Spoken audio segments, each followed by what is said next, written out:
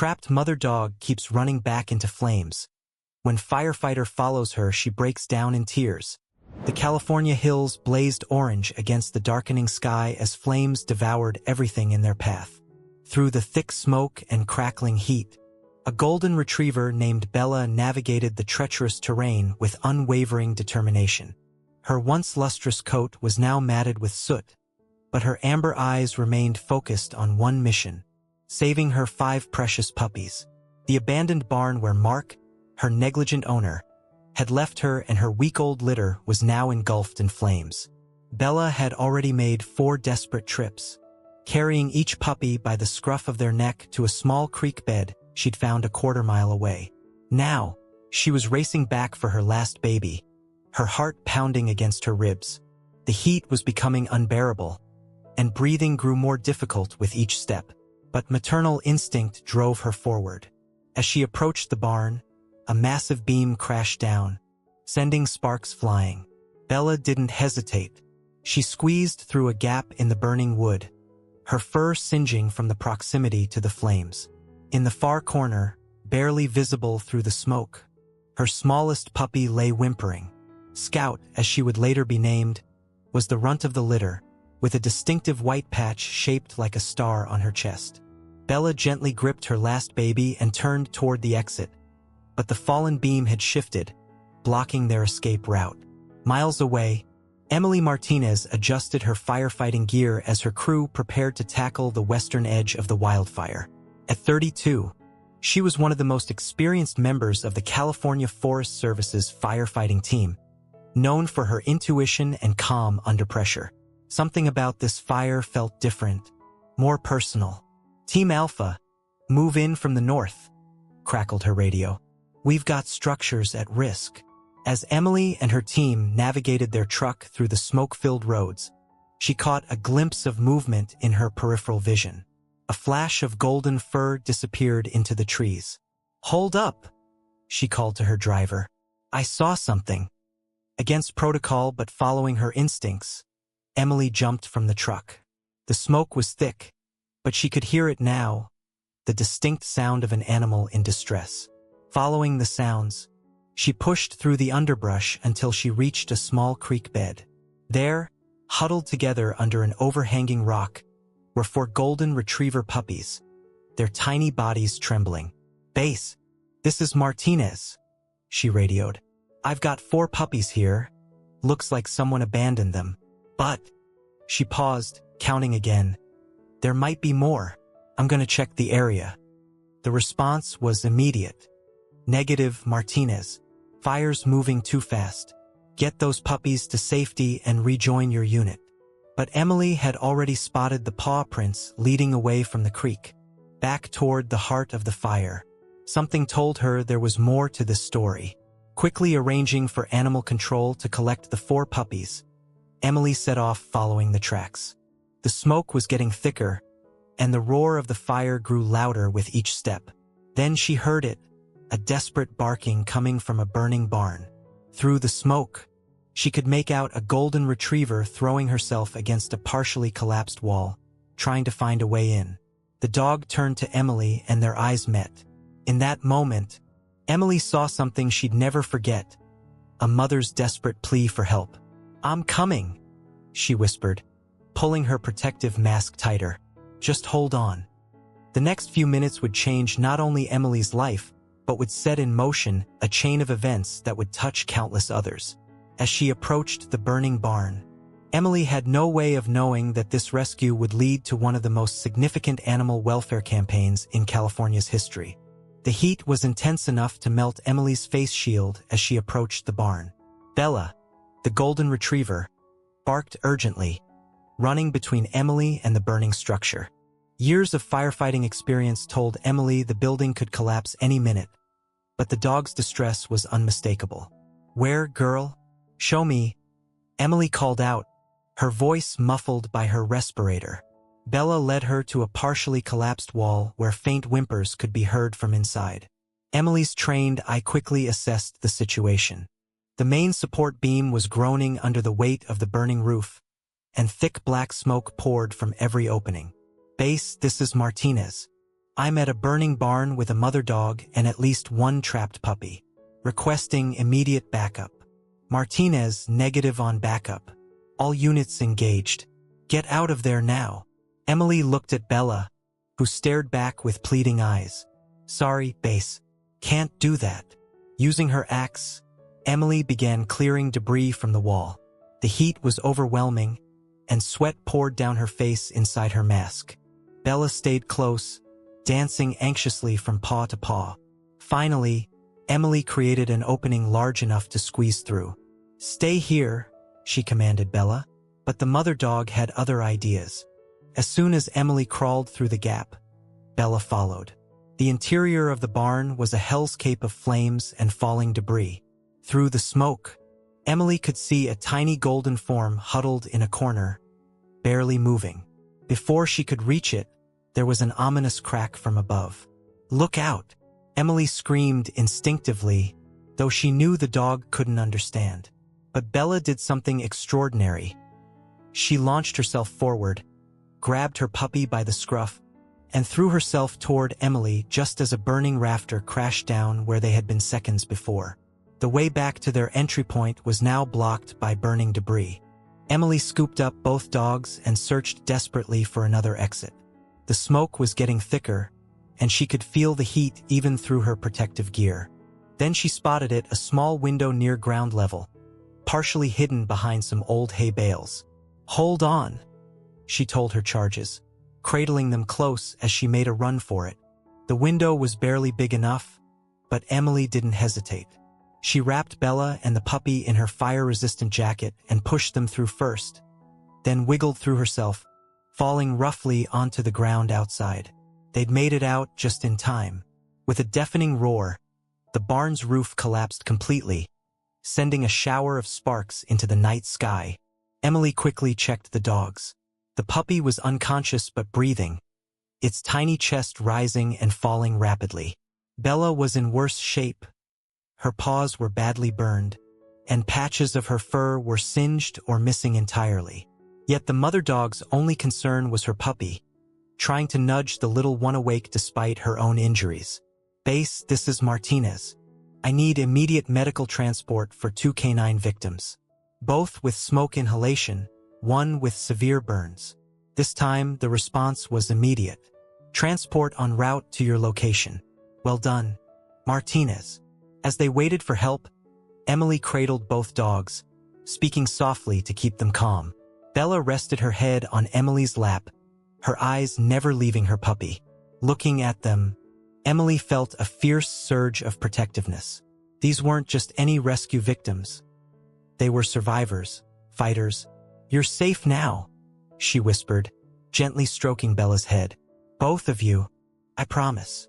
When the animal rescue unit arrived, they found Emily still sitting on the ground, covered in soot, holding the dogs. The mother's tail wagged weakly as the veterinary team approached, as if thanking them for coming. They're fighters, Emily told the vet as they loaded the dogs into the transport. The mother saved 4 other puppies before coming back for this one. The vet looked impressed. 5 puppies through that inferno? That's one remarkable dog. Can you let me know where they're taking them? Emily asked. I'd like to check on them. Sure, but... The vet hesitated. You should know in cases like this, if we find the owner, they'll have first claim. Emily watched as they drove away with Bella and her puppy, a determination settling over her. She'd seen the condition of the barn, the signs of neglect.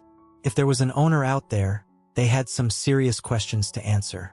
Little did she know, this was just the beginning of a battle that would test not only her resolve, but the entire community's commitment to animal welfare.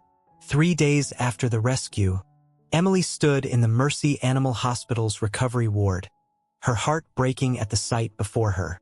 Bella lay on a padded bed, her paws heavily bandaged, patches of her beautiful coat shaved to treat the burns. Yet despite her injuries, the mother dog's eyes lit up when Emily entered.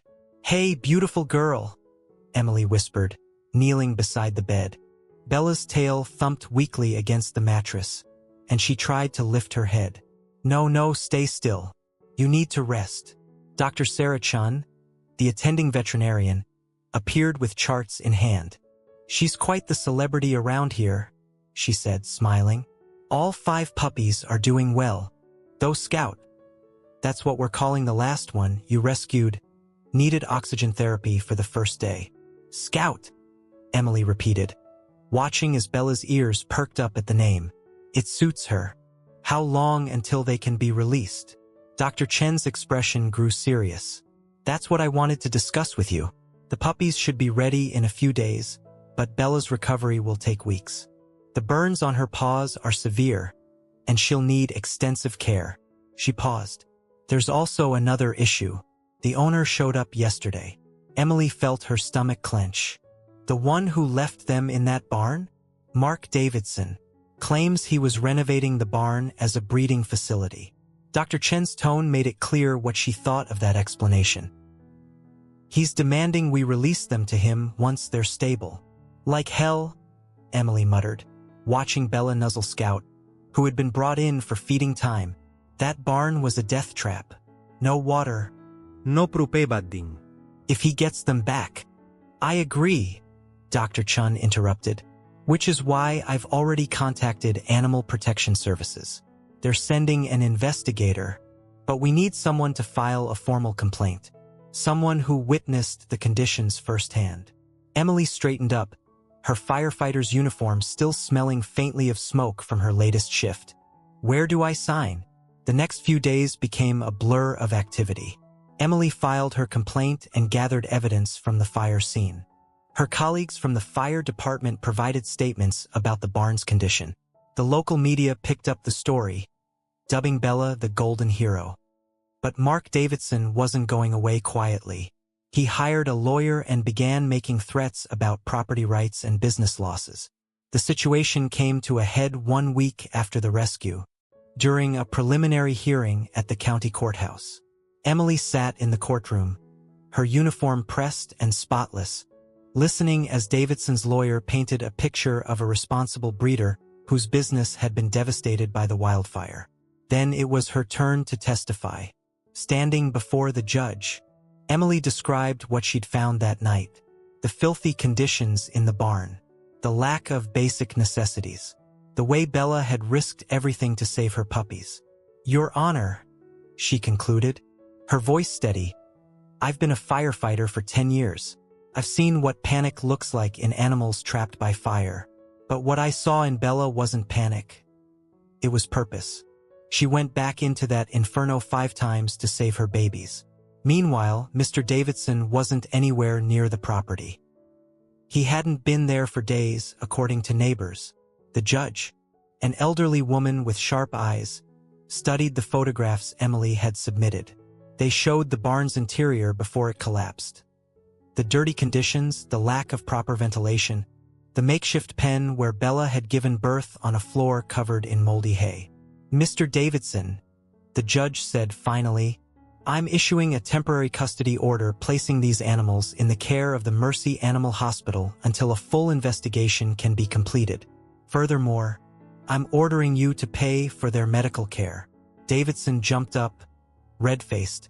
"This is outrageous. Those dogs are my property." "Sit down, Mr. Davidson," the judge snapped.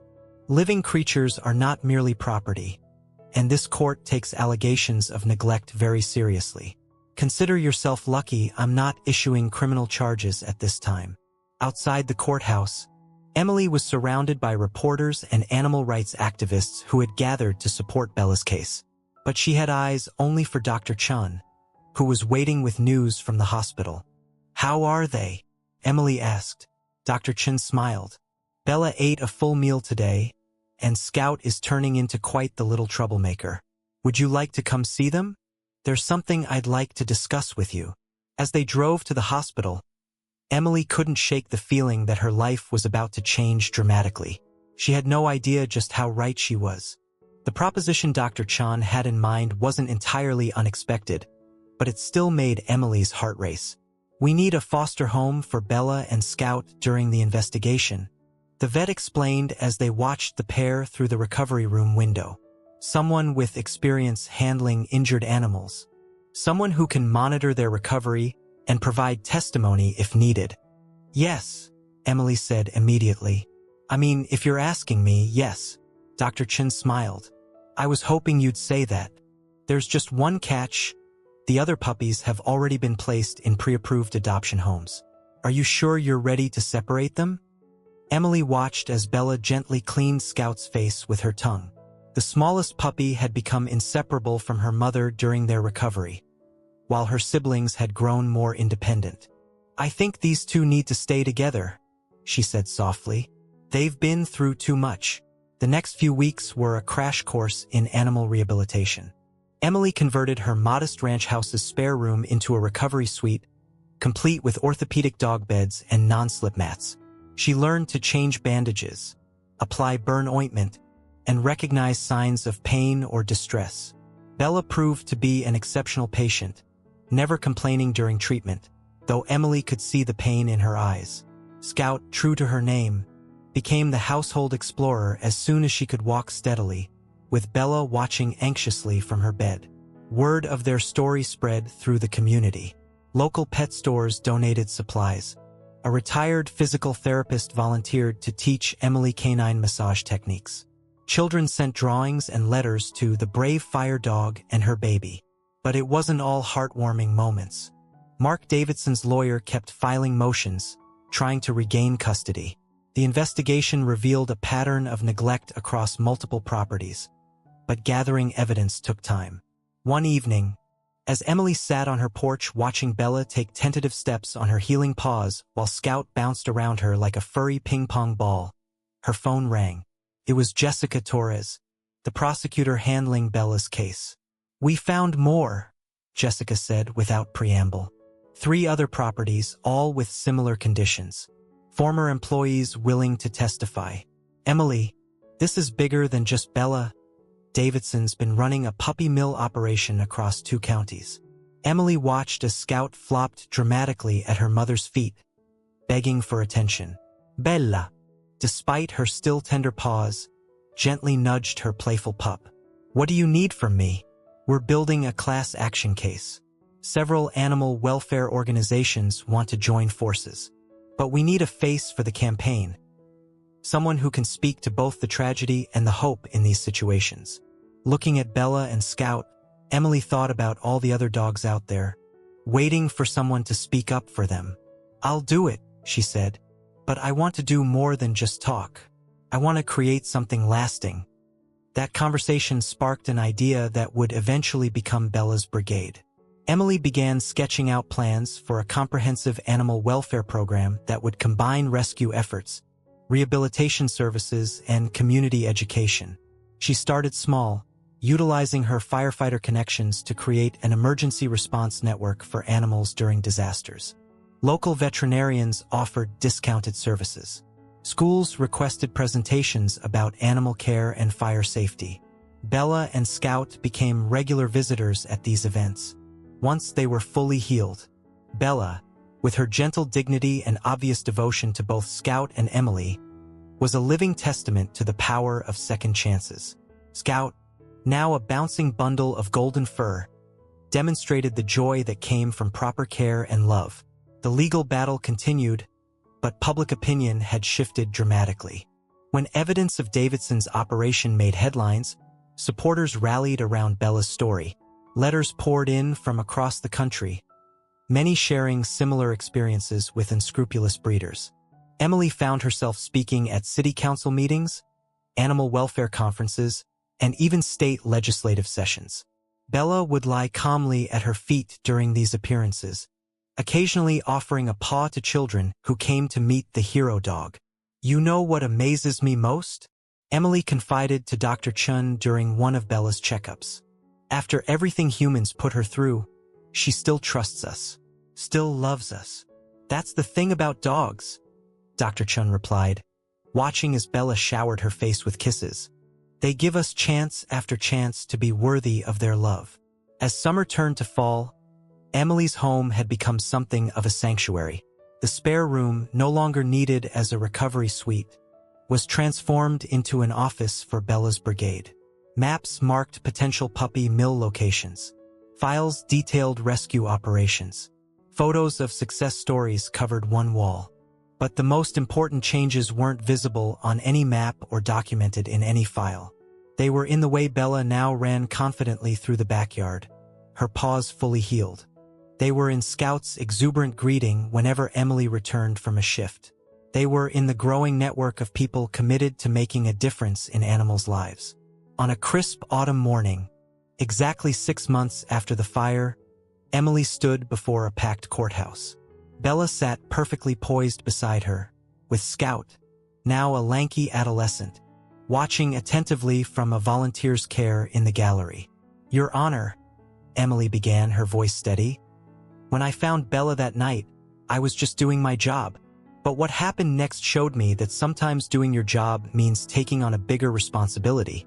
The final hearing in Davidson's case had drawn national attention. Animal welfare organizations from across the country had sent representatives. The evidence was overwhelming. Documented neglect, fraudulent breeding papers, and dozens of witnesses. As Emily testified about that night and the journey since, she felt Bella lean against her leg, a gesture of support that had become familiar during their time together. The courtroom fell silent as photos from the fire and Bella's recovery were displayed. Judge Margaret Wilson, the same judge who had granted the temporary custody order, removed her glasses and looked directly at Davidson. "Mr. Davidson, this court has heard extensive testimony about your breeding operations. The evidence of systematic neglect is irrefutable. Furthermore, your attempts to regain custody of these animals while facing multiple criminal charges shows a disturbing lack of understanding regarding the seriousness of your actions." The judge's next words would change the landscape of animal welfare in their state. "I am hereby permanently terminating your ownership rights to all animals in question. Additionally, you are prohibited from owning or breeding animals for a period of no less than 15 years. The gallery erupted in muted cheers. Scout barked once, causing scattered laughter. But Emily's focus was on Bella, who simply wagged her tail and looked up at her with complete trust. "Furthermore," the judge continued, "this court recognizes the extraordinary efforts of Emily Martinez and the organization known as Bella's Brigade. The protocols they've developed for emergency animal rescue will be recommended for statewide implementation."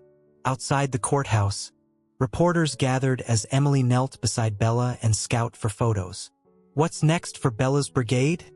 someone called out. Emily smiled, scratching both dogs behind their ears. "We're just getting started.